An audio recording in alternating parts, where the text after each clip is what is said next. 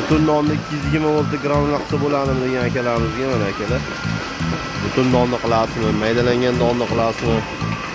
Farqi yo'q.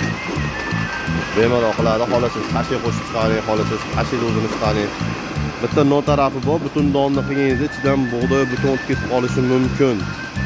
6 mm yo 8 mm razmerda.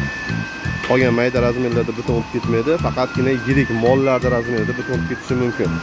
Keyin donni ichida tosh, tamares, bol, geyka, metal mahsulotlar kelib qoladigan bo'lsa, apparatni matrisa roligini ishdan chiqarish mumkin. Shuning uchun biz tavsiya beramiz, hamisha maydalangan mahsulot solishni tavsiya beramiz. Maydalangan mahsulotni chiqarish tezligi ko'proq bo'ladi bunga nisbatan, xavfsiz bo'ladi, pressi ham chiroyli chiqadi. Umuman don butun narsa o'tmaydi. Lekin butun donni bemalol chiqaraveradi. Xudo xolasa Toshkentga tayyor bo'ldi apparatimiz. Kimga shunaqa granulyatorlar kerak, Qo'qon shahar 4-hafta bazan ishlaymiz. Narxi 8 million so'm. O'zbekiston bo'yicha ular shahar markazida dastur qilamiz. Sog' bo'linglar, salomat bo'linglar.